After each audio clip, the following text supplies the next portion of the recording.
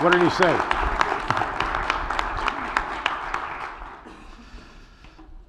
Well, thank you very much, and thanks Good morning, General. in particular, Mr. President Marcy, and congratulations on your transition from WSIB, I think, Washington State Investment Board, where I recall doing events in the past. It's a real privilege to be here with you all. This is a very, very important partnership for KKR. It's one that has existed for many years, and I'm delighted to be on stage with Ben, who has just recently come back to CalPERS, of course, after 3 years in Beijing, and congratulations to you on the CIO position, I think. Thank you. You think? Congratulations. We were talking earlier this morning over breakfast when I was selected to command the surge in Iraq. I got a lot of emails, and the subject line of the email said, "Congratulations, comma, I think." And I wrote back, "Thanks, comma, I think." And I offer the same to you. Thank you. And on that note, jokingly, after I accepted the job to come back to CalPERS, I got emails like that as well. And people will say that, "I know you are not stupid, but you had to be stupid enough to accept the job, but at the same time, you had to be smart enough to do the job." So it's similar to "thank you, comma, I think." Well, I think you have to be a little bit of a patriot, I guess, or something like that. I think committed to service as well, or you would not be back here. Thank you. So with that, let me do an introduction. So today, we truly welcome a larger-than-life character, retired General David H. Petraeus, with us today, who is one of the most respected military minds in the history of the United States military armed forces. Together, you served for more than 37 years, and culminating your career with 6 consecutive commands, 5 of which were in combat, including command of coalition forces during the surge in Iraq, command of U.S. Central Command, and the command of coalition forces in Afghanistan.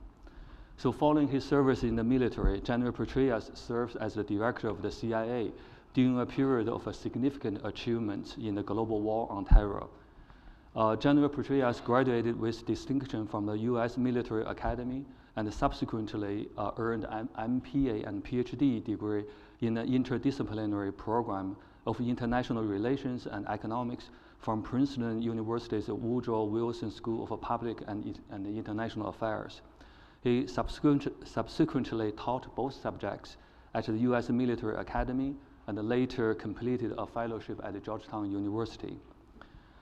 General Petraeus has received numerous U.S. military, State Department, NATO, and the United Nations medals and awards, including 4 Defense Distinguished Medals, the Bronze Star Medal for Valor, and the Combat Action Badge.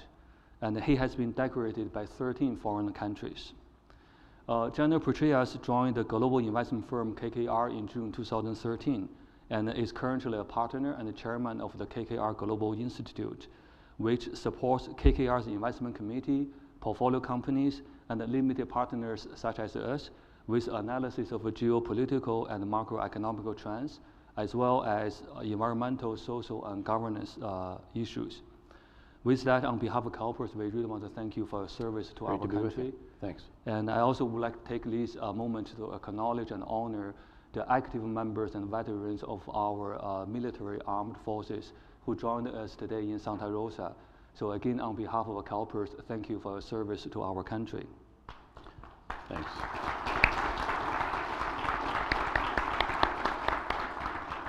If I could, I know there's at least one spouse of a veteran who is here as well. In fact, her husband served in the Great 101st Airborne Division during the first year in Iraq when I was privileged to be its commander. And of interest there, KKR has a very active program to support the hiring of veterans by KKR headquarters, if you will, and then our portfolio companies. And we have just gone through 77,000 veterans and spouses. We count those as well. We also think that they have served.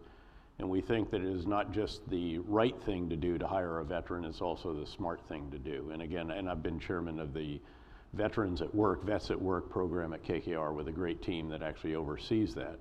and it's another area that we think is very important. But thanks for the recognition. Great. And so here my first question to you. After your 37 plus years of public service, you found a career in private equity. So how has the transition going so far? Well, it's been wonderful. Again, I was brought on, I've been there for over 6 years now, and a partner at KKR for 4.5. I thought I'd been on my last promotion list in life, and all of a sudden they surprised me with that, as I said, 4.5 years ago. But as you mentioned, the KKR Global Institute, which I'm privileged to chair, does the geopolitical risk and then integrates the macroeconomic analysis and the environmental social governance issues analysis for any of the deals while they're under diligence. And that's quite important. In some cases it can be, I have actually vetoed a couple of deals as an example, where the financial team said this is a really good opportunity, and I said no, the risk is too great in this category or another. And then we also help our portfolio companies once we've made investments. So very important investments that we made, for example, the first one in Mexico actually originated. We've done several others. The first in Africa that we did, the first in the former Yugoslavia, some of the Southeast Asia. So it's places where we are often not located already, where we don't have existing offices, that this becomes very, very important and can be a determining factor. And then we do a great deal with our most significant partners in the LP community to help all of us together understand the world in which we are, and again, investing together. So it's been very, very stimulating. You know, if you think about when you leave government service, and it was really 38.5 years if you add in the CIA, Right, yeah. In those circumstances you have 3 really great elements, and I would contend that you have them in an organization like CalPERS as well. You have a purpose, it's really important, it's a mission that's larger than self. You have a community in which you are doing that, and others who feel the same way about that purpose. Obviously in the military, extraordinary missions, individuals who are committed to those missions, that community. And you have a sense of identity. I mean, in the military, it's very obvious because you wear a uniform. It even says how many, 6-month increments you've been in combat, how many, all of this. And to end that is a big deal. And frankly, KKR is one of those organizations that I think private equity is a very important purpose. This is not slicing and dicing home mortgages and selling them to unsuspecting customers. This is taking money from organizations like this, investing it as wisely as we possibly can, helping it increase in value, and then obviously returning money, and obviously we keep some of that for ourselves. And that has proven to be very, very successful. I think it's a very important tool, if you will, in the financial underpinnings of our country. And I now tend to think that, private equity is the highest calling in life outside of government service. But it has been great fun, and again, very stimulating. I travel to anywhere from 20 to 25 countries per year. Boots on the ground still very much matter. There's no substitute for actually being there and getting an understanding and that kind of granular appreciation. And so it has been a wonderful follow-on. It's a little bit like being the director of the CIA, but for a financial firm rather than for the national security team in the White House, and obviously without covert action and that kind of thing. So I'm sure KKR and also the investment community has benefited greatly from your wisdom, leadership. We'd like to think so, but and knowledge of certainly try. Geopolitics. Yeah. And actually, General Petraeus and I were scheduled to be on stage last December in Beijing, actually. Yes. Because of change of plan, Marcy's call, the rest of the story, I was on my way back to California. But this morning at breakfast, we were joking that we are destined to have this conversation on stage. And now 7 months later, one would say that the global geopolitical landscape is checkered probably with even more challenges. It is even more so, right? I think. Like name a few: energy security, Middle East, South China Sea, trade war, cybersecurity, just to name a few. And we constantly wonder how and to what extent these will impact the global financial markets that CalPERS as a long-term investor will have to navigate through. So for example, energy impact our asset as well as the liability of the fund.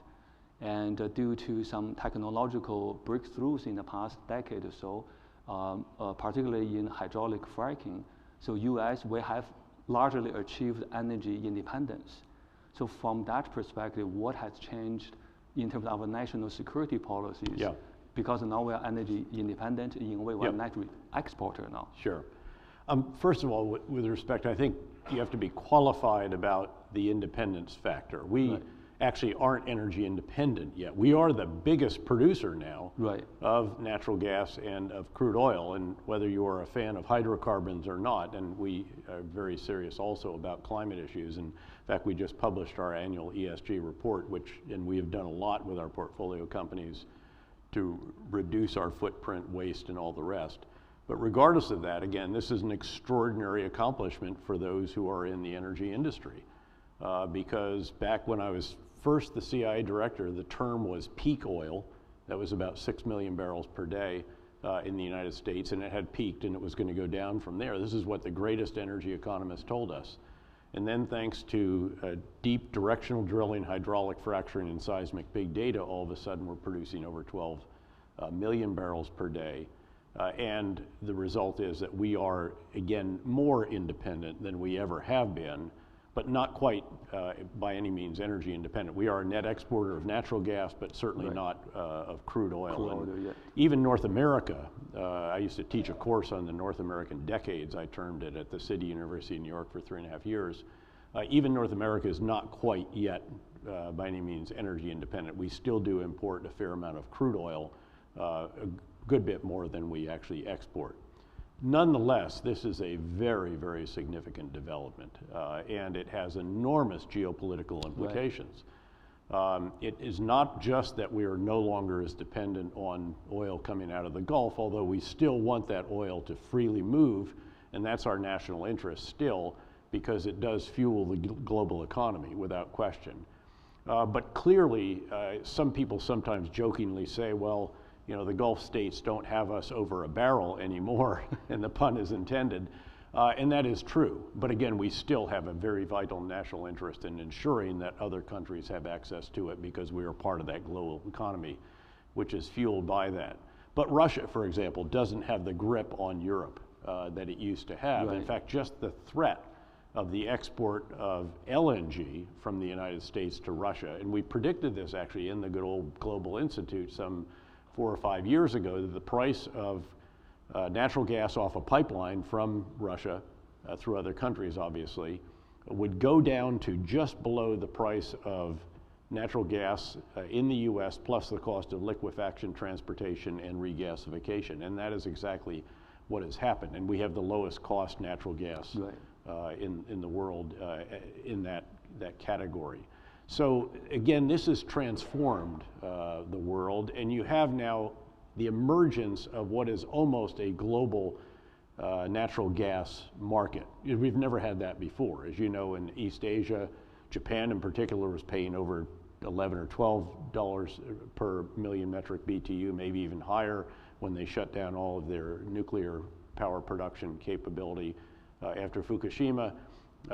We were paying under $3. Europe was paying, gosh, at that time, anywhere from 8 to 12, something. But it's gradually all evening out as you have a dramatic growth of the US, Australia, and further growth out of Qatar in the Middle East. And you'll see some other Eastern European and Eastern Mediterranean. Israel is going to be a natural gas superpower over time. So the ramifications of this are very, very substantial. And of course, the swing oil producers now are not really OPEC, although certainly OPEC does respond to market forces and tries to keep oil prices in that 60-ish, 70-ish range. But it's really the producers in the US, it's the shale gale, it's the shale producers who can respond so rapidly to market forces. And who have been doing that repeatedly over the last 7 or more years. And this is a source of a considerable frustration in the Gulf. I still go out there a lot. I was the former commander of all the Middle East and Central Asia, of course, in between the surge in Iraq and the surge in Afghanistan. And I'll get questions occasionally from our old Gulf leaders, you know, why can't you just tell the shale producers not to produce so much oil? And, you know, as if we control that. And of course we don't, and we have to remind them that there are market forces that determine what happens Absolutely. In the United States. And again, understanding those market forces is very, very important. And that's why we're so fortunate to have someone like you to speak to us today, so you can help us understand the global trends and the dynamics. And as a long-term investor, we invest in both domestically and internationally, so energy security matters a lot to us to achieve our goals. And now we talk about energy security, we have to talk about Mideast. For example, recently the tension between US and Iran, or the Iran and the rest of the Western world has escalated, particularly in recent weeks when Iran announced that they're increasing their uranium enrichment in response to US sanction. And our political demand on Iran goes way beyond the nuclear issue, and Iran is less likely to concede. So in your mind, are we in a long standoff with Iran? Well, I tend to think that the damage to the Iranian economy is so substantial. This is even greater than the sanctions that were implemented when I was director of the CIA. And by the way, when we were answering on a monthly basis, what will the price of Brent crude be after the next round of sanctions? Right. And we built very sophisticated, I mean, it's basically a supply and demand issue at the end of the day, but we built very sophisticated supply and demand models. And we actually got the prediction right. And I remind the former Treasury Secretary of that every time I see him in New York, also the former Energy and Commerce Secretaries. Now, we had insider information in the CIA, of course, but we shared it. The difference was that we believed it. We knew what Saudi Arabia was going to pump in additional terms. But look, the situation with Iran, these sanctions are far greater than I don't think we ever drove Iran down much below 1 million barrels export.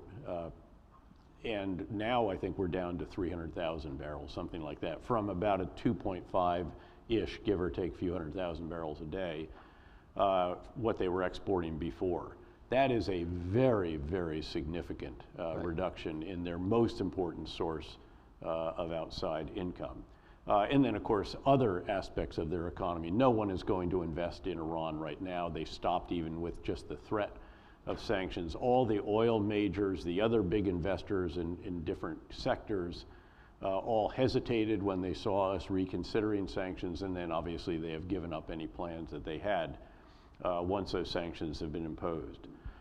So I think that there is an impetus. I think that Iran will come back to the table at some point.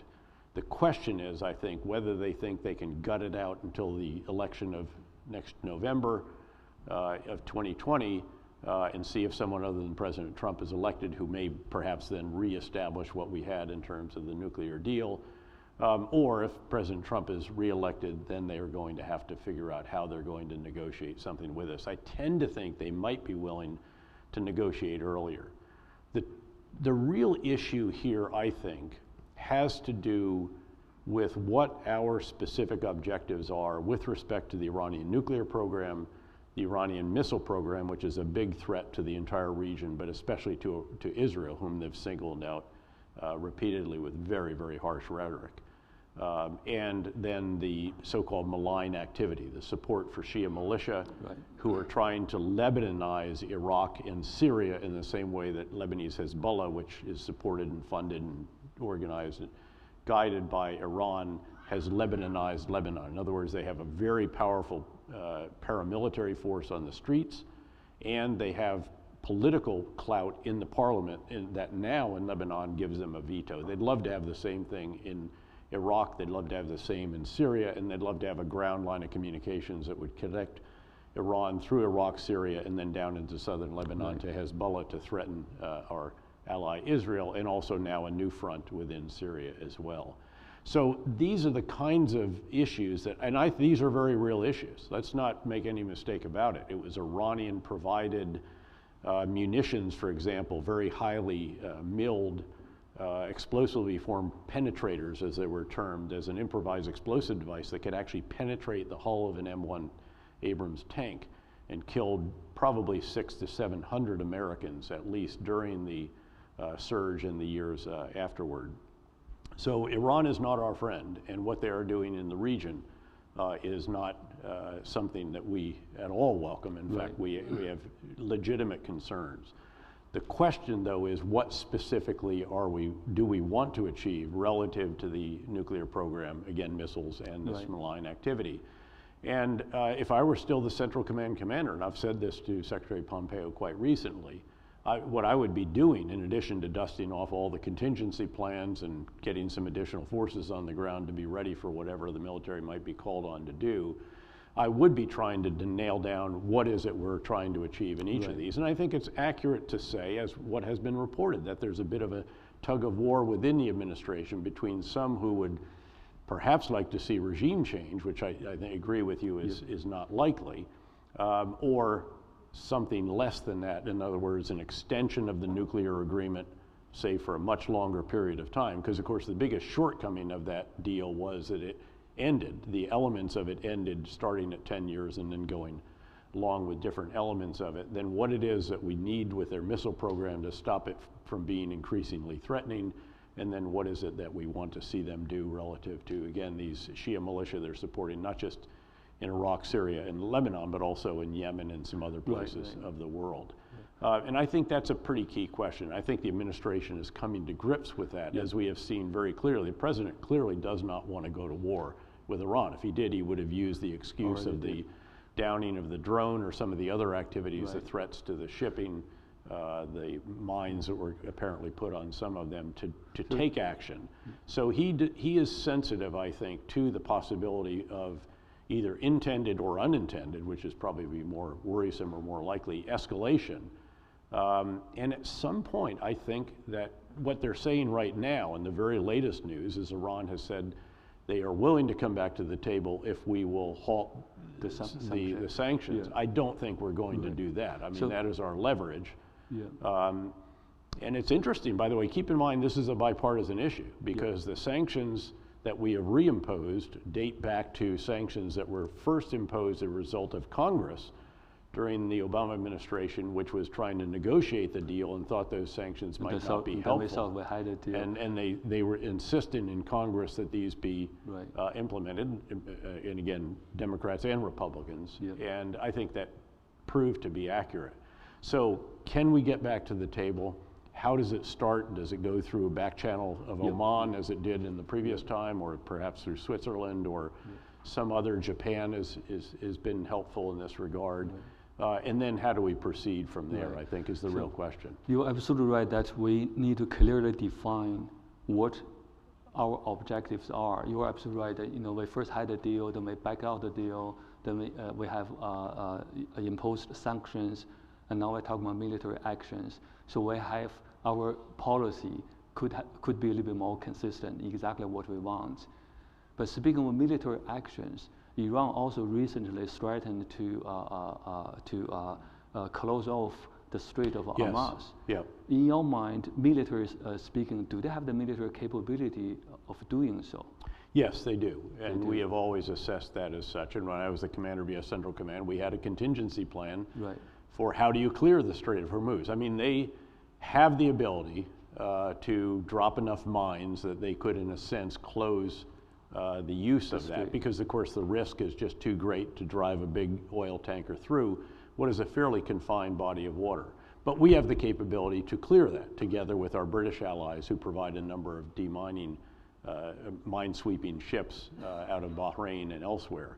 There's a question of, is the aircraft carrier group inside the Gulf or outside the Gulf? That's always an issue, and it's actually easier to come from outside in. But these are sort of tactical issues and determine whether it takes you 2 or 3 or 4 weeks to clear it, whatever the difference may be. That would be, I think, a very, very unwise step on the part of the Iranians. I think that's something to which we would have to respond. And the problem with responding to something from Iran is that it can escalate very quickly.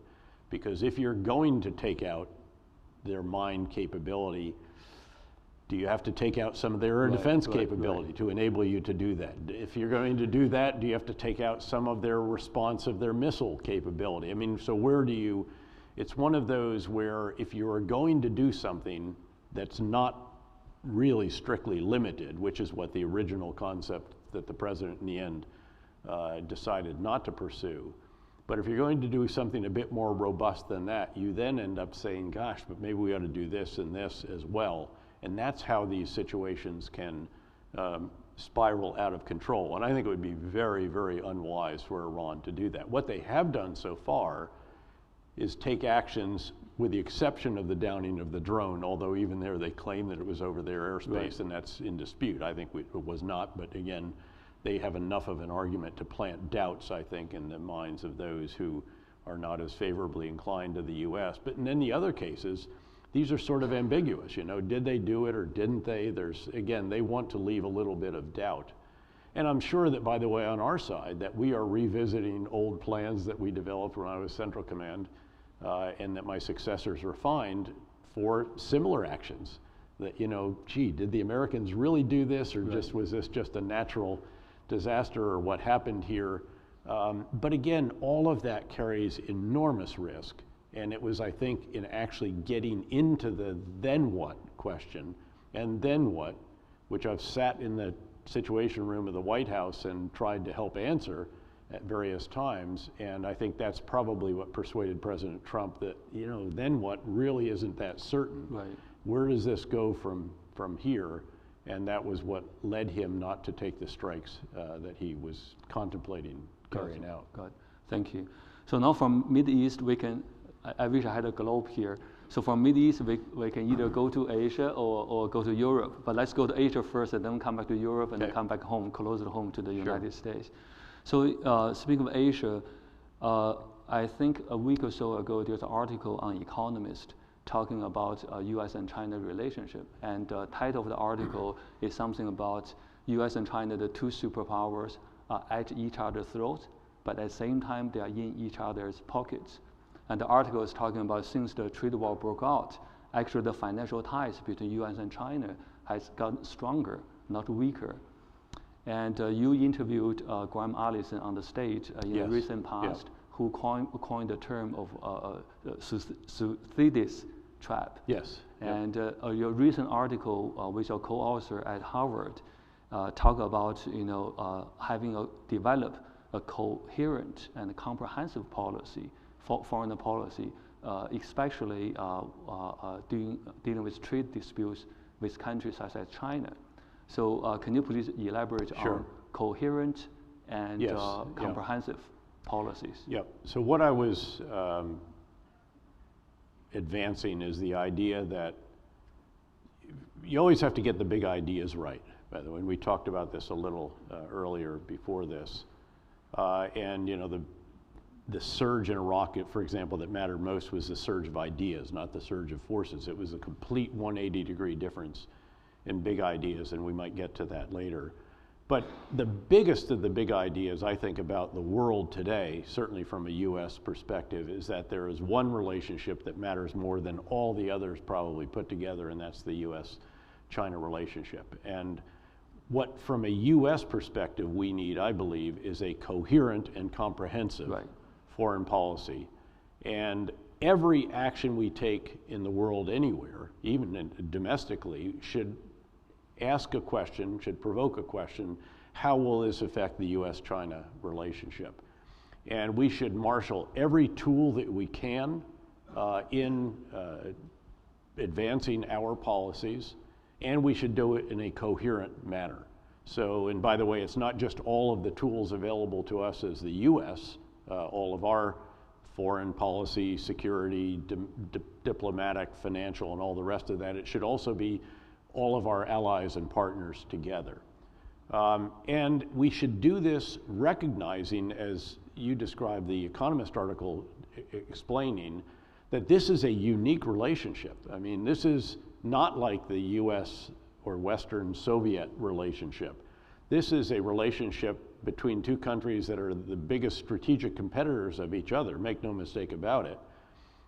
It's the established superpower and the rising superpower. But it's also a relationship between two countries who are each other's biggest or near biggest trading partners, depending on the price of Canadian crude oil at a given time. Because there's 3 countries with whom we do the most trading. That's Canada, Mexico, and then China, of course. And again, the Thucydides trap is a reference by Professor Graham Allison at Harvard, a longtime mentor of mine. He's referring to the Thucydides description of the Peloponnesian War, where there's an established power, Sparta, read the US, and a rising power, Athens, read China, and as Thucydides wrote, inevitably they went to war. Well, we have to avoid the Thucydides trap. Inevitably, we can't go to war in a nuclear age. And make no mistake about it, that they have a considerable nuclear capability, not remotely near what we have, but it doesn't take that much. So even in that book, the Thucydides trap, so 12 out of the 16 ended up in war, but there are 4 didn't. Yes, so that offers some hope. So Graham Allison looks at 16 cases in the last, I forget what it was, 400 or so years. Years, right. And in 12 of those, 3/4, they went to war. And the big difference, and I've discussed this with him, as you mentioned on stage in New York City, is of course that now we are in a nuclear age, and we've not really had any of those since then, unless you want to describe the US replacing Great Britain in its empire, which was obviously relatively smooth. So this relationship, we have got to marshal everything we can. And I think it is fair to ask, in a situation like that, for example, should we somehow get back to the Trans-Pacific Partnership? I mean, first of all, I should acknowledge I am a believer in global trade, but certainly global trade that takes care of those at home who will be disadvantaged by it. Let's make no mistake about it. There are winners and losers when you have a trade agreement. And in the past, I think we have tended to focus on who wins, which is generally the broad component of consumers in an economy, and certain manufacturers to be sure, but the losers, this is an existential threat to them. So if you were in the garment industry or the shoe industry and NAFTA put you out of business, and we have never quite done enough through Trade Adjustment Assistance, TAA, in terms of the magnitude that has been appropriated and the duration of the appropriation for them. So if we do go back, and these were the objections obviously that were raised, I think in general, by both candidates, of course, because keep in mind that Hillary Clinton, after selling Trans-Pacific Partnership for 4 years when she was the Secretary of State and I was the 4-star and then CIA director, then came out in opposition, although I think there could have been some tweaks to it, some fixes, and then additional TAA that could have assuaged the concerns that arose. But again, if that's really more of a geopolitical initiative than it is an economic initiative, hugely important. And thankfully it was still done, but it's Japan and the other countries, less the United States. So should you return to that? We have taken a number of steps, to be fair to this administration and this Congress, that are good components of a comprehensive, coherent approach to China. The challenge now really, I think, and you know, you're the one who's been in Beijing for 3 years, not me, although I made lots of trips there during that time. The question is whether or not Beijing, really President Xi and his inner circle, will, I think, acknowledge what are legitimate concerns in the US on a bipartisan basis. This is not by any means just President Trump or his administration or Republicans. This is Republicans and Democrats who all feel that there are legitimate concerns about continued theft of intellectual property after many warnings and an agreement at the Sunnyland Summit that it would stop, about building islands in the South China Sea and then militarizing them after promising President Obama that that would stop, in some cases forced transfer of IP, the exclusion of the 3 of the biggest firms in the world, all headquartered right here, I think, maybe not for tax purposes, but certainly the bulk of their, and of course that would be Google is among them, Facebook, and so they're not active, they're not allowed really in China. So again, these are very legitimate concerns, I think, and then just the non-tariff barriers to trade as well, all of which I'm sure you are more intimately aware of than I am. So how do you, can there be the kind of strategic dialogue that can acknowledge those?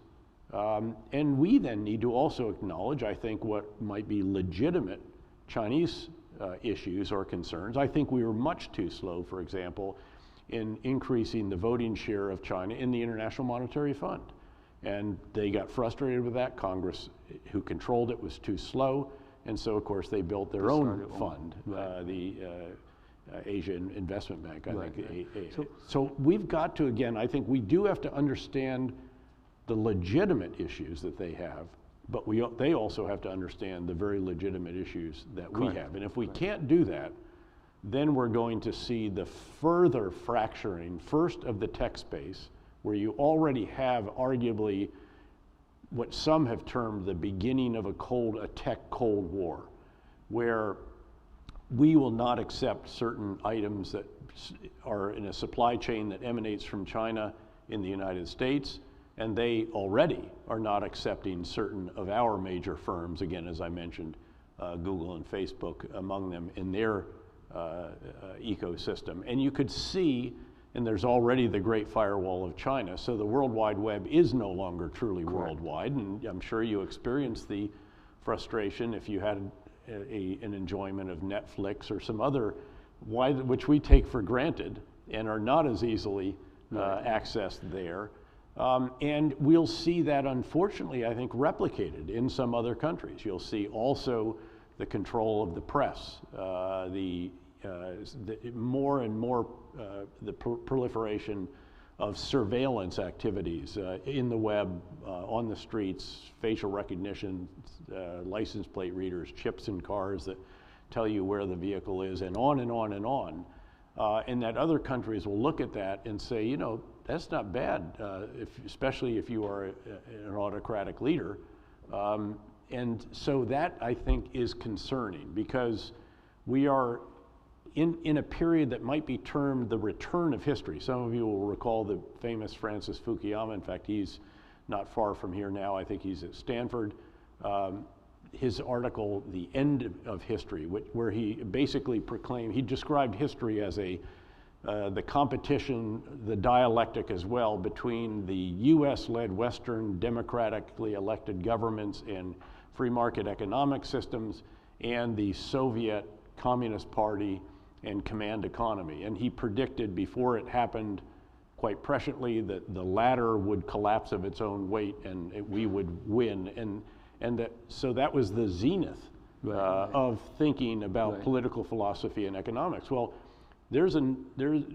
history's back, and this time it is a US-led Western system of democracy in which most of the major democratic countries are experiencing a degree of populism for a variety of different reasons, and where the systems of free market economics are seen by some in those societies as not taking care of them, and greater wealth disparity and so forth, against a Chinese communist meritocratic one-party system that's really done extraordinarily well. No other country has ever had 40 years like China had since Deng Xiaoping welcomed the world to Beijing. Again, a hyper-competitive free market economy, but with an ecosystem that has major state-owned enterprises in it. So this competition's ongoing, and we have to recognize that as well. And to some degree, we've got to up our own game. So if you think of it, one can say that this is really ideology disagreement, as you just described, right? The different system. With this all in the background, as a long-term investor, global investor, such as CalPERS and KKR, what are the things we should watch out for? What things not to do, and what things to do in terms of the relationship with the U.S., China, and globally, the trade relationship, globalization, with all this in the backdrop? Well, look, first of all, I should acknowledge that KKR is the biggest investor of its type in China. Also in Japan, also in India, and in really the biggest of its type in Asia writ large. We did a $9.3 billion Asia, it was our third Asia fund. It's the biggest in the history of that kind of discrete fund. So we are huge believers in Asia, and we believe you have to be in China.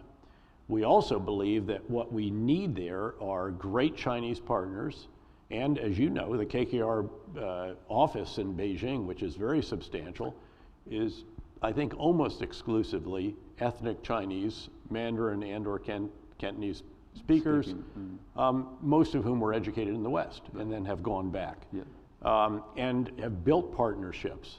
But we are increasingly sensitive to the issues that I've been describing, that there are risks in certain sectors, that there are risks in certain types of investments, and so we're trying to be very careful in how it is that we do make those investments, even as we build out what we're doing in the rest of Asia. And by the way, one implication of this beginning of a tech Cold War, as it might be described, which I hope, by the way, I should note, I want to see this relationship succeed. I think it should be mutually beneficial. It should not be a zero-sum game. I don't want to see us see whether the Thucydides trap snaps shut. We don't want war, obviously. But that's going to take some understanding and some compromise on both sides, and I think in particular with respect to the Chinese side, which has not been firmly, in a sense, confronted as firmly as we might have at various junctures, because we had a set of assumptions that haven't proven completely true. Right. The assumption, and this is with Republican and Democratic administrations, but probably starting with the Clinton administration, which started the move toward inviting China into the World Trade Organization, we knew they didn't meet all of the criteria, all the requirements, but still the assumption was, look, welcome them to the WTO, get them enmeshed in global trade, and inevitably, as they get more wealthy, they will also become more open, more transparent, and more like us. This is a little bit, this is the assumption, and it carried all the way through, I think, until probably through the first term of the Obama administration, when there were starting to be concerns about these issues that I have described. And as those deepened in the second term of the Obama administration and now in the first term of the Trump administration, on a bipartisan basis, we have seen these concerns result in the actions that have been taken. And this has already implications. We see the movement of certain production from China to Southeast Asia, to Vietnam, to Malaysia, to other countries where, and again, this is also a factor. There's really three reasons for this. Labor costs have gone up by double digits every year in China, especially during the period where they were growing at double digits every year for the better part of 20 years. You have also seen the return of manufacturing in many respects. We're at the highest output in the US in our history, not highest employment, because employment has stayed roughly flat. It's increased a little bit in recent years. But it's coming back because we are replacing workers with robots, with machines, with automation. And so you do see an onshoring and an insourcing as opposed to offshoring and outsourcing that characterized the previous decade or more. And now you see the concern about supply chain with tech, and that's an additional factor that is resulting in some elements of the Chinese production system to migrate to Malaysia, in some cases come to Mexico, or to come back to the United States. The key for an investor, obviously, is to anticipate what those are and to do it in a much more micro way. I mean, I can only describe very macro themes here with you right now. But again, we get into this and we get into a sector and then we ask, what about the firm and what about the particular element that it's producing? I will give you some other macro themes though, and one of those is, and again, this sounds incredibly simplistic, and it is, except that no one else really acted on it the way we did. We looked at China and said there's a growing middle class. In fact, the middle class in China is now bigger than the entire population of the United States and growing very, very rapidly. And we said that middle class is going to want to buy, it wants milk that it can trust in the wake of the melamine scandal, when the powdered milk was laced with this thickened or whatever, with this really quite toxic, as it turned out, chemical, melamine. And so we built the biggest dairy, I think, in the world, Asia Modern Dairy. And we owned, and the numbers of this were staggering. I mean, when they would tell me the number of cows, I thought we'd added an extra 0 or 2. Right. We hadn't. That was actually what we put together with our Chinese partners. We've done the same thing now with poultry, with chicken. Yep. We've tried to do the same thing with pork, although, as you know, the swine flu epidemic has not been very helpful so you're this year. But that's what, again, as you think your way through this, and then, of course, it's about getting the right partners, the right sector, and all the other elements that have to, successful investment. So you're absolutely right. As the middle class in China or in Asia, in general speaking, girls, the number of girls, what they want better food, better health care, and better education, right? Yep. So these are all the service sector that the U.S. is the best at. And we are in these, and we're getting into them, and then increasingly getting into a variety of other services as well. So, I mean, one of the reforms has been to gradually open up the financial sector. Yep. And we want to see more and more of that. That was the Economist article referring to the financial ties between U.S. and China getting stronger. Very, very strong. And I mean, there was a reason I was speaking at the SAFE conference, which is the single biggest, I think, biggest of its type, $3 trillion. $3+ trillion. Again, everything in China is industrial strength and scale. And I hope, by the way, that some of you, I mean, I think it would be very valuable for members of CalPERS to go to China. And if you go there and you're in Beijing, go to the National Museum, and because it's been completely redone on an industrial strength scale, of course, to show what has happened in the 40 years since Deng Xiaoping opened China to the world. And it is equal parts sort of mind-blowing what China has accomplished, and a bit scary, because that competitor that we face right now has been very, very competent and has achieved results that no other country in history has ever done in a 40-year period. Yep. Whether we like that system or not, and I cherish the freedoms that we have here, and arguably that's part of what we were fighting for when I was in uniform. So if I may, let's turn the globe back to Europe. What's your view on Brexit? When you think of a Brexit, I kind of lost. I don't even know where I should start and what kind of question. It has been in a way all over the map and has been so long. Yeah, you're not alone in that. In fact, kind of the gift keep on playing out, keep on giving.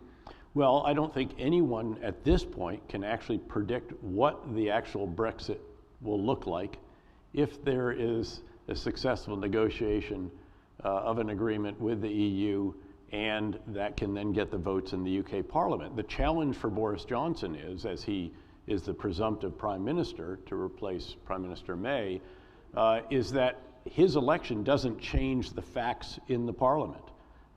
He doesn't have the votes there for the Brexit agreement that was developed. The EU is not going to compromise further, we don't think. So he's sort of stuck in a very, very difficult situation. And they certainly don't want a no Brexit exit either, which could be potentially fairly catastrophic. The truth is that I agree with the economists of the UK central bank, if you will, that any scenario is going to have an economic toll on the UK. We already see it. More on the UK than on the Europe? Well, this is a toll for both sides. Right, again, there will be, a trade agreement benefits both sides, certainly unless you're in that sector that is hurt. Yeah. But in this case, an exit won't help either side. Again, depending on whether could be a common market still, or again, this is where we don't know what it might ultimately be. I actually think it's by no means inconceivable that there could be a vote of no confidence that actually takes the existing government down, and you have a new general election, and then even the possibility of another referendum on this whole issue. But it has really fractured UK society in a lot of ways. I go to UK probably anywhere from 6 to 8 times a year. And it has been very, very apparent what that has done to not just to politics in the UK, but really to the society. And this is what I was referring to, the kind of populism that has crept into democracies. The UK, France, you had the Yellow Jackets. Now, President Macron has navigated that quite skillfully. We'll see how that turns out. Chancellor Merkel may not finish out the year, even though her country has done incredibly well under her leadership, albeit the reforms that were implemented by a previous chancellor. But she barely was able to retain her job. She had to give up her leadership of the party because she took 1 million refugees into Germany. Italy has a right-wing, left-wing government that only agrees on one issue, which is no more refugees. Spain is struggling to form a government. It will probably be a minority government if it's formed. And our own country, I think, has a degree of populism. I mean, clearly the election of President Trump is a result of certain appeal to certain populist themes, if you will. And so these are very challenging times for democracies. And this comes at a time when we are, again, competing with a new model, that of the Chinese meritocratic one-party system, and again, that economy which has very competitive elements, and then also state-owned enterprises, which are fueled by enormous sums of money increasingly. And that also enables them to pursue the Belt and Road Initiative and a variety of other initiatives at sea as well. And so we have to get, again, we've got to do some soul searching, and we've got to up our game so that we are effectively competing, but noting that this is not just about competition, it's also about cooperation. Because we are among each other's biggest trading partners. So on the note of populism back home, you also spoke about the American decades. You talk about 4 revolutions, I believe energy, manufacture, technology, and life science. And in the context, in the interest of time, let's pick just one, the life science, in the context of populism. So we know that income inequality leads to wealth inequality. But today, with the breakthrough and the advancement in life science, we may soon enough have a biological inequality. What I mean by that is that in the past, regardless of rich or poor, we're all going to die. But now with the aided by breakthrough in life science technology, the well-to-dos, they may live a little bit longer, or to extent, you can say their technology that they may live forever. And that creates, in my mind, that creates a biological inequality. And if we worry about populism now, can you imagine populism then? Sure.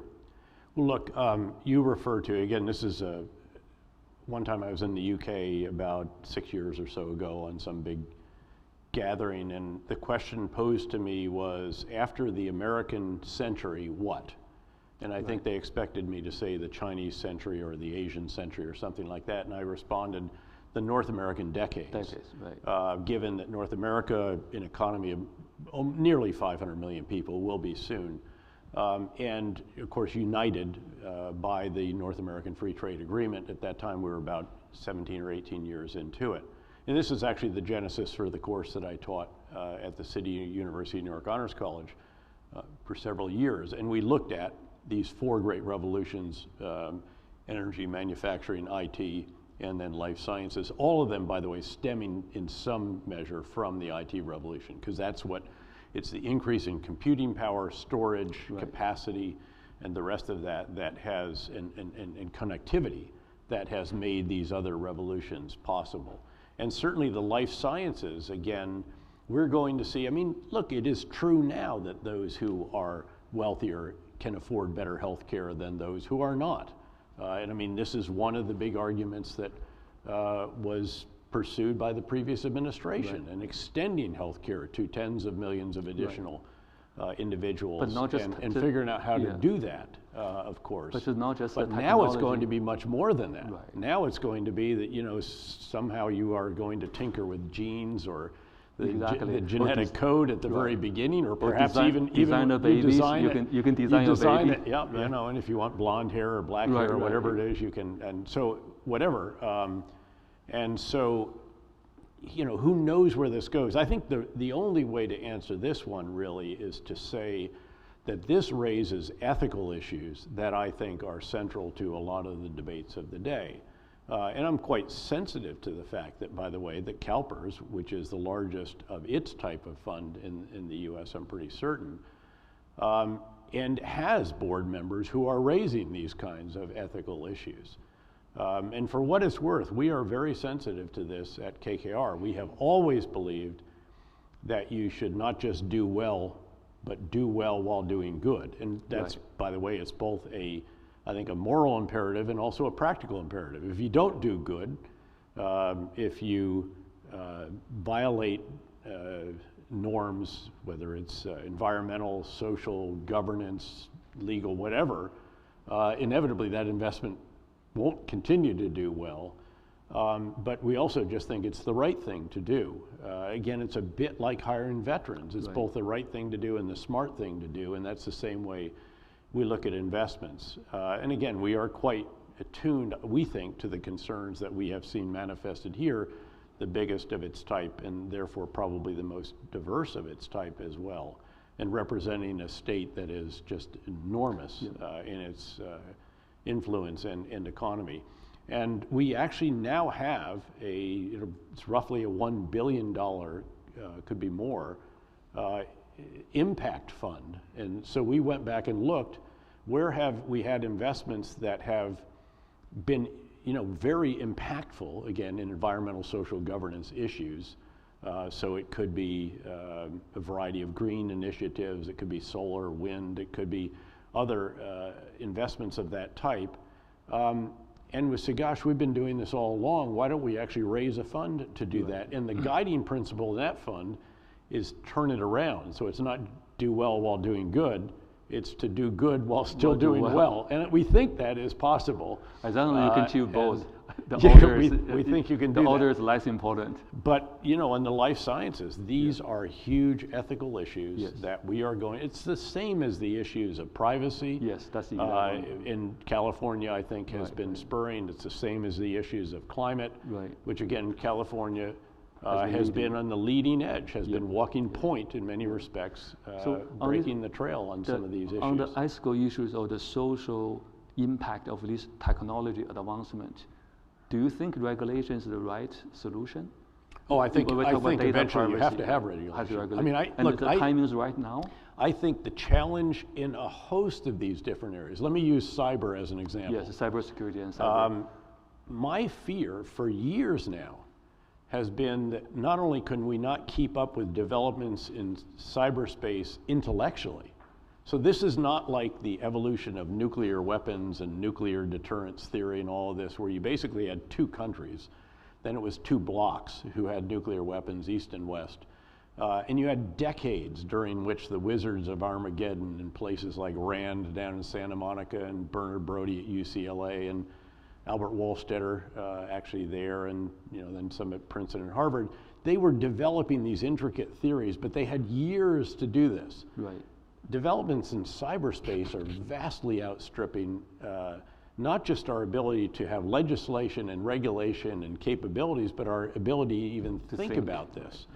And that's the challenge of the day, I think, is that, and it's driven by developments in the IT sector, but you've got many countries that have capabilities that are very, very scary, and we've been slow in developing the national cybersecurity responses to that. It's only last fall that we finally developed it's an unwieldy title, the Cybersecurity and Infrastructure Security Agency, CISA, within the Department of Homeland Security.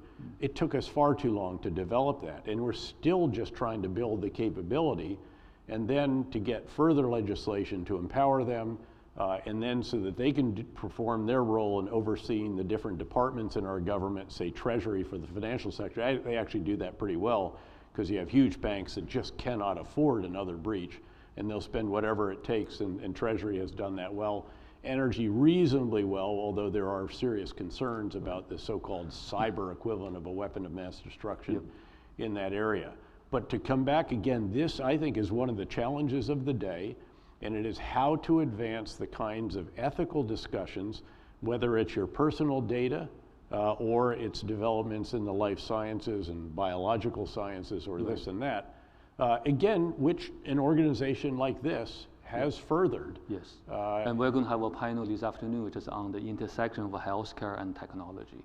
So we'll have a panel discussion this afternoon. I wish I could stay around for it. Well, take notes. We'll send you the note of the video Please. clip. But on this note, now we're back home, talk about the U.S. the American decades, and we can spend hours, on populism, nationalism, or protectionism, but we don't have the time today. But if I may ask you one simple question. Sure. What's your forecast of 2020 US presidential election? Would that be a continuation of populism or some kind of a reverting back to quote unquote normalcy? So what's your prediction for that? In investment, we always have to forecast the future. I usually leave domestic politics to my partner, Ken Melman, who is actually the head of the Environmental Social Governance. I know you're apolitical, but... Public Affairs, brilliant guy who's a Harvard Law School classmate of President Obama, but also ran the re-election of George W. Bush, and has fostered diversity, I might add, as well. And was a champion of the same-sex marriage case several years ago when that went through the Supreme Court. He's the head of the Impact Fund, by the way, the co-head. We also have a financial expert with him. Look, I think it's far too soon to tell. 18 months or whatever it is an eternity in domestic politics. Clearly, a lot. But not too soon for the candidates. Too soon for the candidates. But I think a lot hinges. As always, I think a former economics professor would always say it depends. And I think in this case, it depends on a number of different factors. How strong is the economy seen to be at the time of the election? That would obviously favor an incumbent, if that is the case, despite whether one's reservations, which seem much less in Washington about the fiscal debt that has propelled some of the additional fiscal spending that has propelled some of that growth. I think there's a question about, is that economy lifting all ships, or is it leaving some stuck in the mud? So what is it doing about those who haven't seen real wage increases in a number of years, if not decades, actually, in some sectors? So again, how have we resolved the trade issues with China in a way that has enabled, again, mutual benefit, but established very clear and firm boundaries on some issues that I think, again, are quite legitimate from our perspective, and acknowledge those of the other perspective. What has happened in the security realm, although again, I think this, as usual, elections are determined, accurately. It was President Clinton who said it's the economy stupid. And of course, the way he took down an incumbent who had just carried out the most successful war in recent years was because the economy took a downturn in George H.W. Bush's final year. And then, of course, I think it has a great deal to do with who the candidate of the Democratic Party is. And there's a big debate, I think, that is a legitimate debate in the Democratic Party ranks.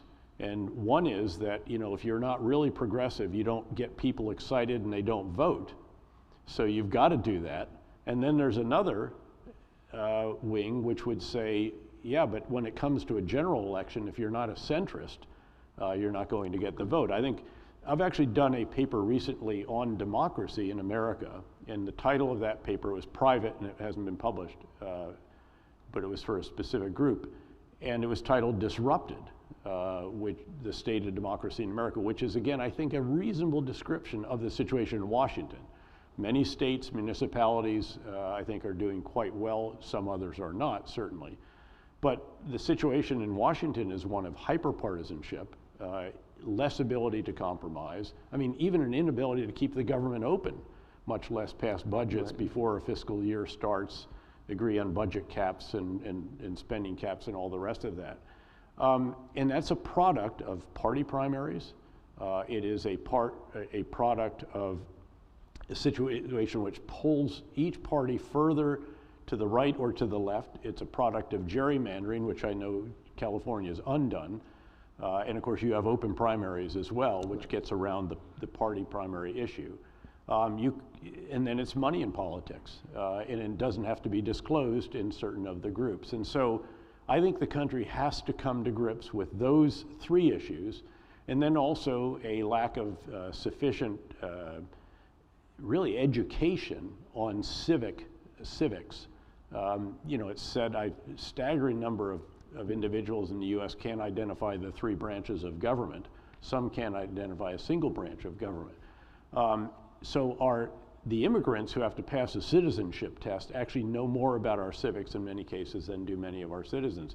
We've got to take that seriously, I think. And again, we have to look at some of what California's done, Maine has done, some other states have done. Rank ordered voting is another thing that we should consider. But these are the issues that we've got to come to grips with to determine how it is that we can get our democracy to be less disrupted. Keeping in mind, look, we've had a very, lots of ups and downs in our democracy, including one that resulted in a civil war. But we've never been in a situation where we and our democratic partners and allies throughout the world are competing with a model that is as challenging as that which China presents to us at this time. So now if we may switch the subject a little bit. Earlier on you mentioned diversity, which is a topic near dear to the heart of our board, management team, and myself personally. Can you speak to us about how you have benefited from diversity from your long career? Yeah, look, I don't think any soldier would say anything but that diversity is a huge strength. And now why is that? It's because as you understand individuals of different races, different religions, different orientation, all of this, that actually makes you more able to understand populations in countries like Iraq or Afghanistan or Yemen or what have you, which are also of different ethnic, racial, and other groupings. And folks ask me, why did the 101st Airborne Division in the first year seem to sort of get stuff right up in Mosul? And I mean, we just seemed to be doing what we thought was common sense, and some of it certainly was informed. Many of us had served in Haiti, where we did nation building, in Bosnia, where we did nation building plus a counter-war criminal hunt. I saw it in El Salvador just as a temporary duty assignment in Central America. But it really was that a lot of us had these experiences. And for me, believe it or not, Princeton University was what I can only term an out of my intellectual comfort zone experience. And I sought these kind of experiences whenever I could get them so that you're prepared for unexpected situations. And for me, it was really unexpected to all of a sudden be in charge. As an occupying force commander, which is what we were during the bulk of the first year, you actually are responsible. You are all three branches of government in one. And again, I think it was this having to recognize that there are seriously bright people in the world who don't see it the same way I do, and who also practice different religions, come from different ethnic origins or racial background or sexual orientation. And as you come to grips with that and you resolve all that for yourself, and you have to do this in the military. The military was the first. Colin Powell writes very powerfully that as part of the country still would not allow him to use the same restrooms as white people, the Army very much had embraced desegregation. And this has been true now with other developments more recently. Don't ask, don't tell went away, and on and on and on. And we have accepted those of different faiths and different races, religions, and orientations. The CIA was a pioneer in this, by the way, as well. And it has a very substantial number of women. And by the way, what we did to accommodate women, it did before and we strengthened it, is actually we so much want to keep the women in our ranks that we'll allow them to go to a smaller work week, as little as 15 to 20 hours, during certain periods of childbearing years, in the hope that they will stay with it and come back and full-time once that has gone through. In some cases, there's husbands that are doing that for their wives. But again, those kinds, we think, of initiatives are necessary. For what it's worth, we are grappling with this at KKR, and we're working very hard to. We think we should roughly represent the population, those organizations that are investing in us. Yes. And so we are working very hard to increase the numbers of people of color and also women, which are underrepresented by and large in the financial community like ours. Yeah. So thank you for everything you have done to foster diversity. And we know that to do that takes leadership. And you have held numerous leadership posts along the way in 40 years or so. So in your mind, what do leaders do Well, strategic leaders, and that's what I've sort of focused on, Right. and others do these as well, these 4 tasks that I'll line out, but they do it within the constraints that are established by the strategic leader or co-strategic leaders, as in the case of Henry Kravis and George Roberts at KKR, who established the private equity business as we know it, and are still the co-founders, co-chairmen, and co-CEOs of KKR, even though we now have co-presidents who will lead us in the future. There are 4 tasks that you absolutely have to get right, and Marcy has heard this before. You have to get the big ideas right, you have to communicate them effectively through the breadth and depth of the organization, you have to oversee their implementation, and you have to formally, not just when you're in the shower or running or when you get hit on the head by Newton's apple, you have a formal process to determine how to refine the big ideas and do it all over again and again and again.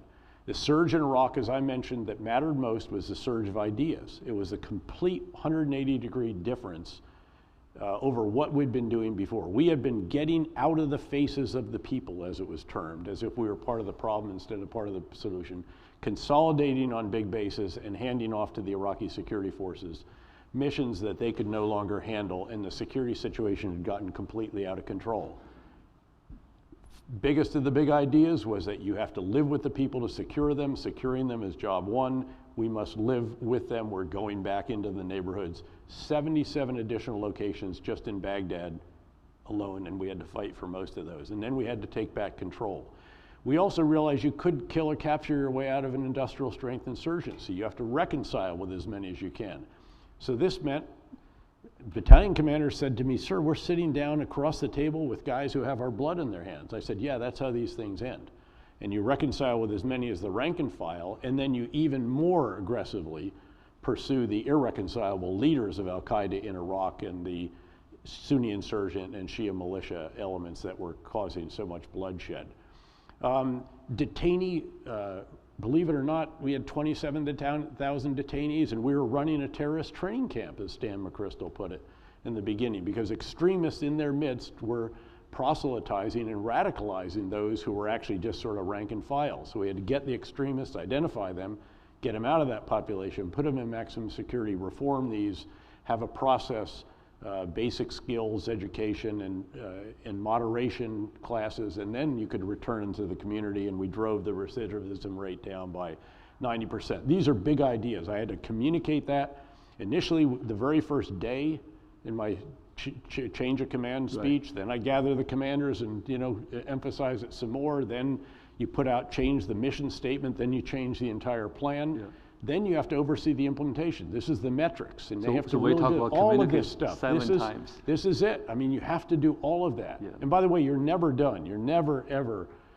Keep on refining. And by the way, the process of forming the big ideas, now we had an advantage because I'd already been there for 2.5 years at that point in time. And during my 15 months between the 3- and 4-star tours in Iraq, we developed the counterinsurgency field manual. So we had the big ideas. We didn't have to go through a process that normally you would want to do, which is inclusive, transparent, and iterative, because again, you don't get hit on the head by Newton's apple fully formed. You get hit on the head by a seed of a big idea, and then you shape it through dialogue with others, and you want everyone inside the tent, not outside the tent doing what people do outside there. And then, of course, the overseeing is how do you spend your time? What's your personal battle rhythm? What does Marcy do every day of the week? What does she do a few times a week? What does she do once a week, every other week, monthly, quarterly, semi-annually for 3 days, and so forth? And then again, how do you, the walking around, going on patrols with them? We did that twice a week, and if we didn't do that, I got cross, and with my staff, and we had 1 hour a week for this, and on and on. And then we sat together with all of the chiefs of the lessons learned teams, say the Army, the Marine Corps, the Joint Forces, Special Operations, my Counterinsurgency Center, all of these would come together and they'd say, "Hey boss, we need to change this, refine that, jettison that, add this," and then you'd do it all over again. By the way, this works at Netflix. Reed Hastings, one of the great strategic leaders of the world. First big idea is, we are going to get movies into the hands of customers without brick and mortar like Blockbuster. That's the big idea, communicates it. executes it, gets DVD down here. emails, right? Yep, gets down here. 2 years later, how we doing? Well, Blockbuster is slowly going out of business. You know, for those who are really informed, there's one left. Big Bend, Oregon, I think famously contrarian place, refuses to let its Blockbuster die. But again, they're putting it out of business. But now everybody else is doing that. So what do we do now? Well, now broadband speeds are fast enough, we can have them download movies. So that's the new big idea, communicates it, figures out how to execute it, oversees the execution, gets down here 2 years later. How we doing? Fantastically. But now everybody else is doing that. So what do we do next? We're going to make our own content. $100 million on House of Cards alone. Right. Does that, a bunch of others, communicates it, executes it down here. And by the way, they're going global here as well. Breaking Bad. Bad. Breaking, all of your favorites. Bad, yes. Orange is the New Black, you keep going. This is why he had to come back to the United States, as Netflix wasn't streaming quite as well as it used to in Beijing. But then the final big idea was we're going to go into the blockbuster movie business. We're going to make big productions. And they go out and buy a couple of movie studios. And the first movie was something about, again, General McChrystal, actually, in Afghanistan.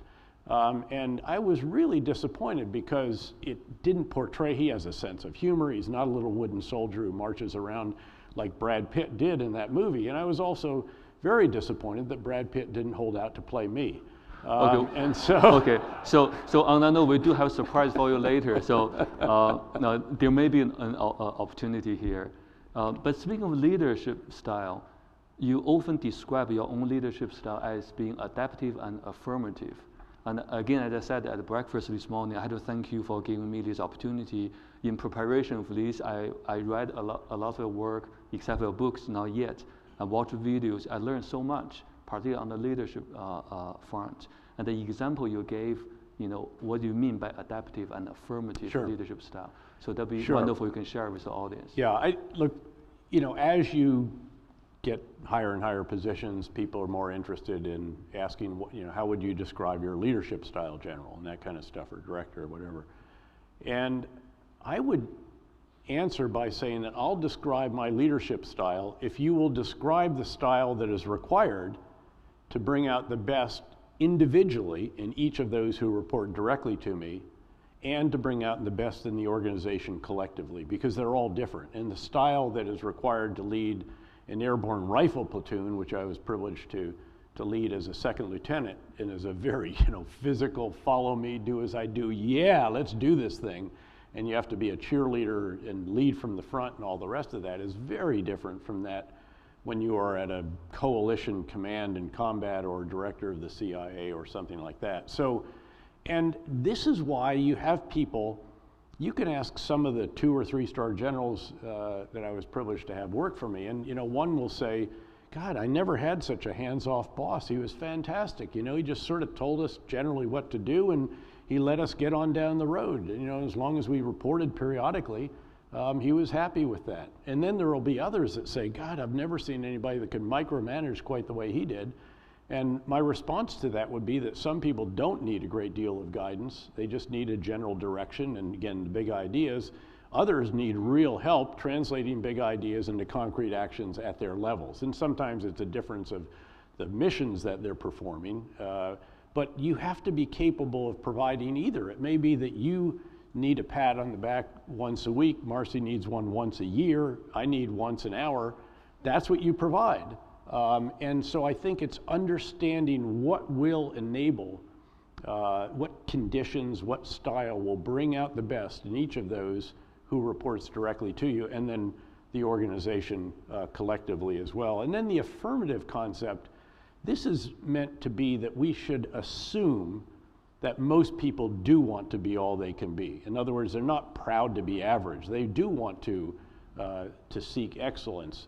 And if you act on that assumption, then what you do is, I don't say, hey, Ben, you better have that darn report on my desk by Monday at noon, or I'm going to have a piece of your backside. You say, hey, Ben, I am so excited about that report. I mean, people are already telling me that this is going to be spectacular. I don't know if I'll be able to sleep on Sunday night waiting for that. You've actually accomplished the same purpose. You know you've got to produce something good, but it's much more affirmative in the way you've gone about it. We used to have a term that was Marcy does to me, by the way. I used to say, you know, Ben, I look forward to confirming your excellence in this task or that task, and that was the way. I even communicated that when I was, during the surge in Iraq, we not only had a 1-hour video teleconference with the President of the United States, the ambassador and I did, every Monday morning, Washington time, 7:30 in the morning. That's how the President and the National Security Team started their week. Started on time, lasted an hour, and ended.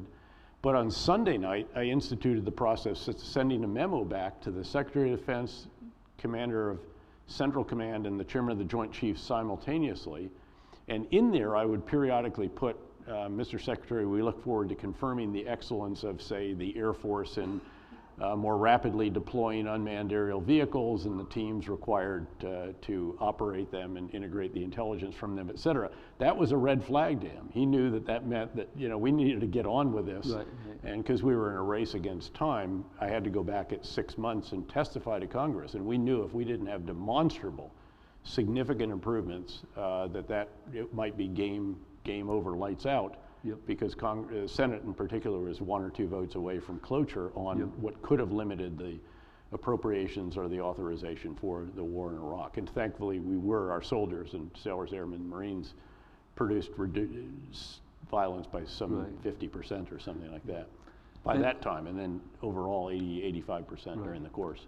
And then throughout the preparation process, there's another thing you said on the video really struck me. At the general offsite with this body, I discussed at length about the importance of having the right skill, but meantime, we had to acknowledge that luck plays an important role of the outcome as well. But speaking of luck, you could not have achieved what you have done without hardworking preparation.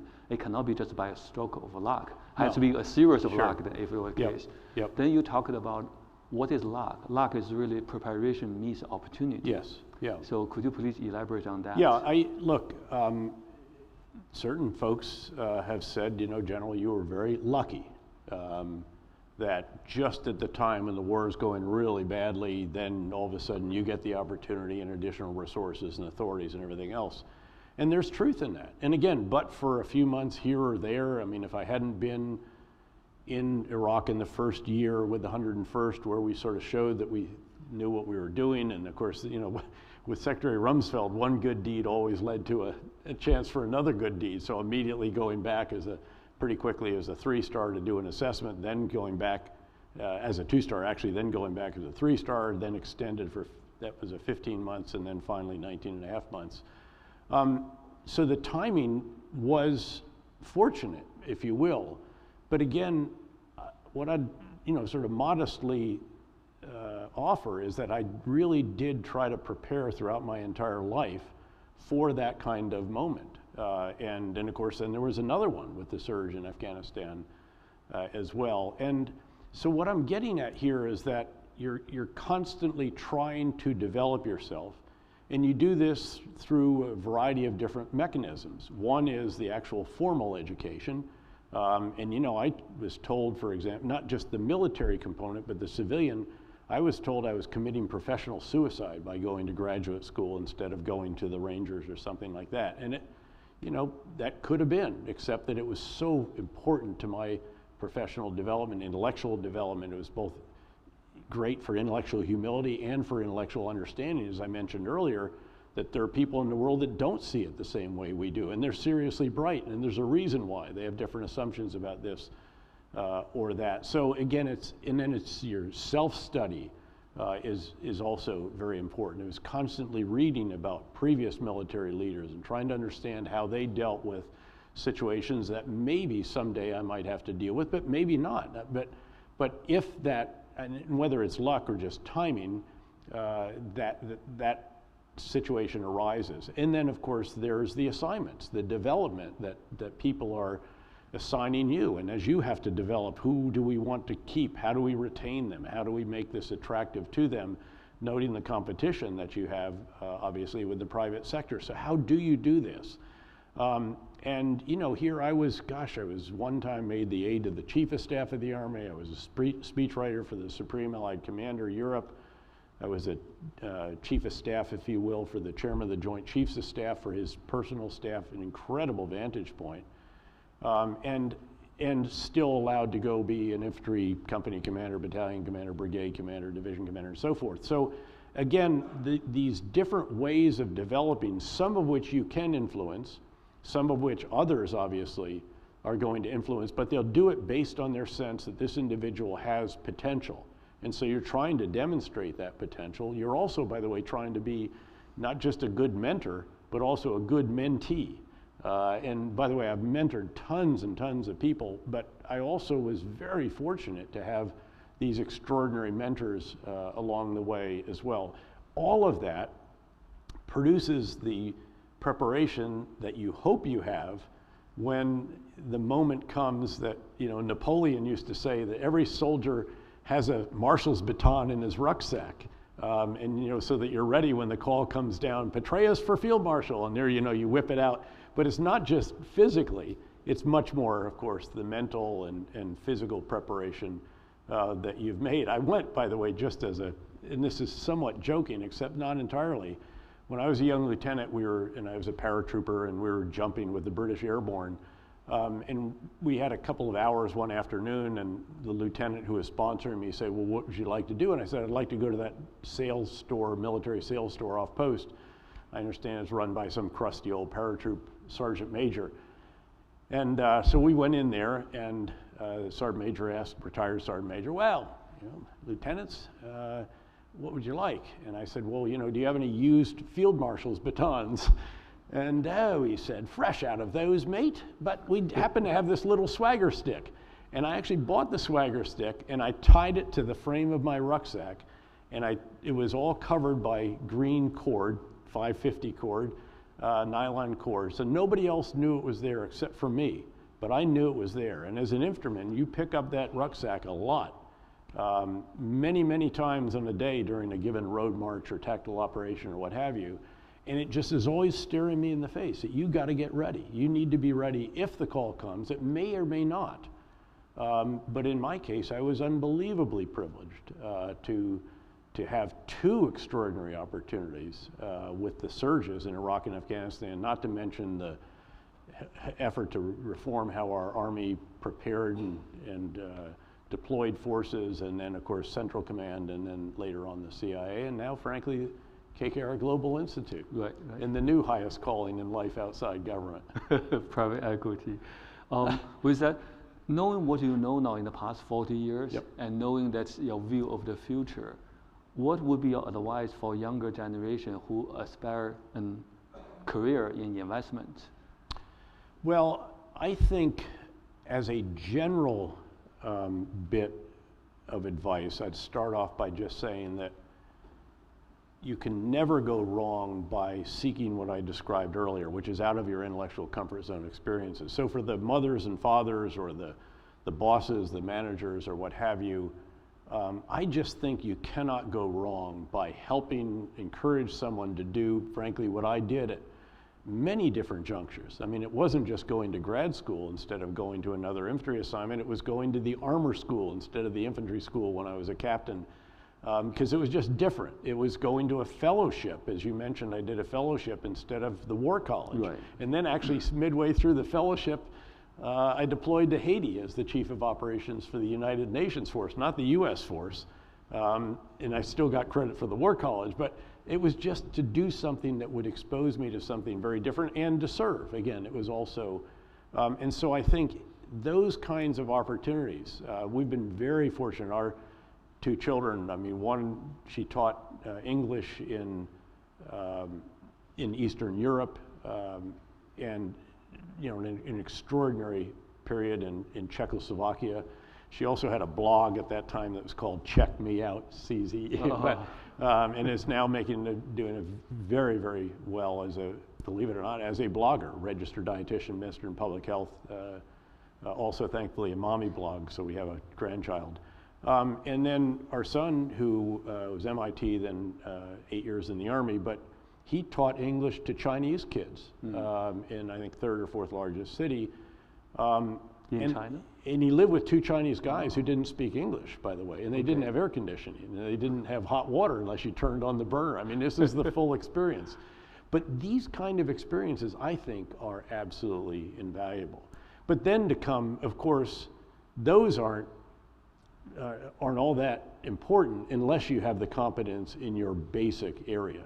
So if you're going to be an investment professional, I think you not only want experience in these different elements of investing, obviously you should get the best education that you can get as well. And so, you know, the model would again be a great general education, then a few years of experience, and then to Stanford, USC, where I've taught for 6 years, business school, or Harvard, or where our son is now doing Harvard Law School and Harvard Business School.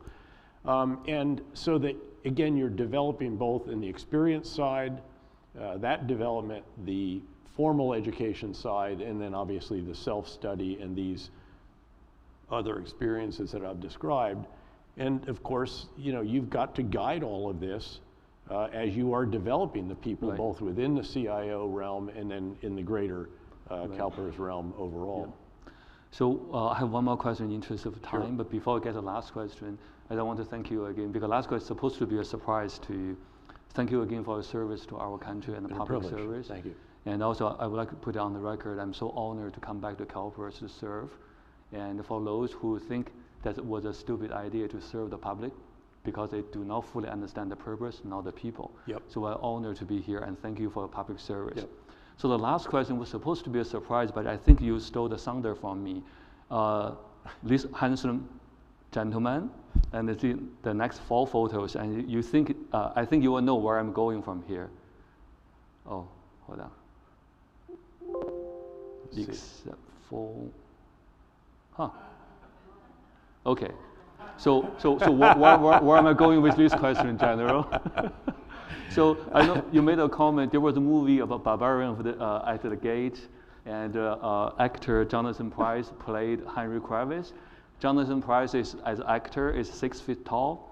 As we know, Henry Kravis is not 6 feet tall. And if you were to choose, well, I guess 2 questions. Is KKR going to sponsor a movie about you? No. And if so, whom you would like to play you in that movie? I think you answered the question, but each one of them was gorgeous. First of all, actually, we were so pleased recently to see, because of course this Barbarians at the Gate image is always out there. And that RJR Nabisco deal that, you know, was such a close-fought deal. And the book is a great read. And the movie, we actually just went back and rewatched the movie. And of course, Henry, I've talked to Henry about that. And he said, yeah, my God, how could you have this guy that, you know, is 6 feet tall playing me and the rest of that? And very recently, some of you will have seen, I think it was on Forbes, Dan, and it was titled Gentlemen at the Gate. And there's a picture of Henry Kravis. And this is actually a much more accurate description of Henry and George. Look, they are financial titans. They were financial buccaneers in a way. But they are serious gentlemen, and they are very serious about the values and all the other stuff that I have discussed. And so, that, by the way, the question was not about them; it's about you. Let's go back to the question. You know, you already heard who I want to know. You know, in that movie about Stan McChrystal, there actually is a small part, because of course I come in and replace him eventually.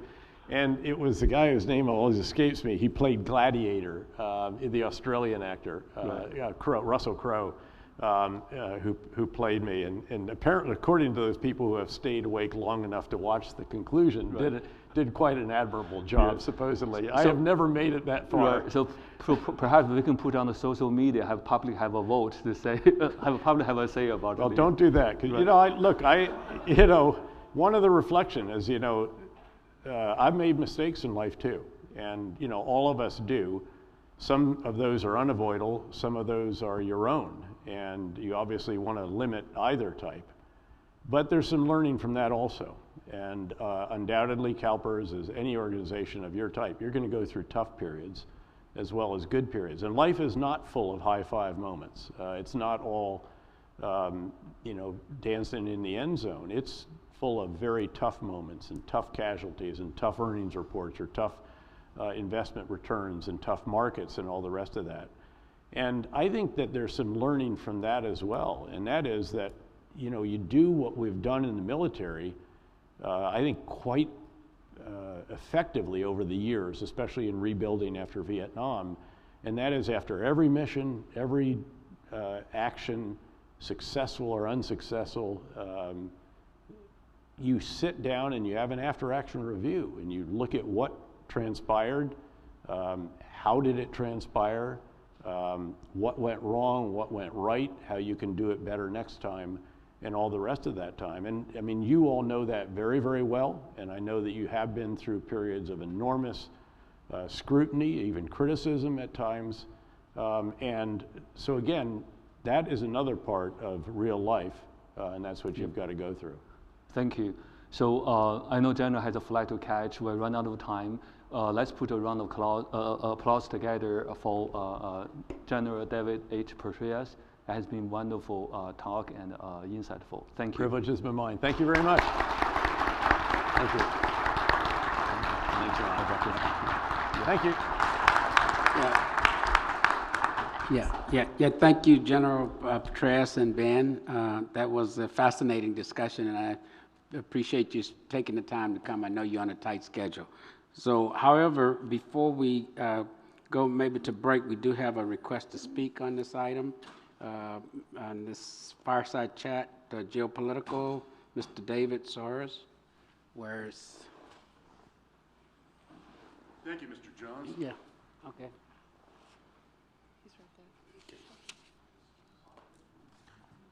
Yes, thank you very much. I'm sorry that Mr. Petraeus and Mr. Meng have left the room. My name is David Soares. I'm an Assistant Area Director with the California Retired Public Employees Association. I retired 30 months ago after 34 years in the Santa Clara County District Attorney's Office, where I was a prosecutor. I was supervisor of the gang unit, supervisor of the juvenile delinquency unit, tried literally scores of jury trials to verdict. And I wanted to ask Mr. Meng why the choice of this presenter to keynote this conference. As someone who spent his career in law enforcement and respecting the rule of law, to have one of the most ethically compromised figures in recent history make this presentation is quite offensive to me. And I'm especially concerned because this was sort of a content-free presentation. I have not heard anything this morning that I haven't read on my iPad. And in fact, my wife and I have been neighbors and acquaintances of Reed and Patty Hastings for over 20 years, and that was a Wikipedia article about Netflix that was pathetically inaccurate. And I really think that I'd like to hear from Mr. Meng why this choice was made. It was a sales pitch from KKR that really did not educate or inform the public or this board about investing. If you read the newspaper, you didn't learn anything this morning. And as someone who has worked in law enforcement for 34 years, to hear from someone who betrayed his family and his country by redefining what it means to embed a journalist, who lied to the FBI, and who, when he got caught, scooted off to the Department of Justice and got a sweetheart deal that I can surmise after my many years as a prosecutor was a less than honorable negotiation. What message is being sent to we, members and beneficiaries, many of whom have devoted our careers to public service, to law enforcement, to personal risk, to personal danger, who gave up the opportunity to maybe make lots of money because we wanted to engage in public service. And so I hope at some point Mr. Meng can respond why this choice was made. Thank you. Okay, that brings us to, I think, about a break time. Karen, what's our time schedule here? Yes, Henry, we're going to go ahead and take a quick break now. We'll be back here in 15 minutes. Let's go ahead and reconvene at 10:35. Thank you. Okay, thank you.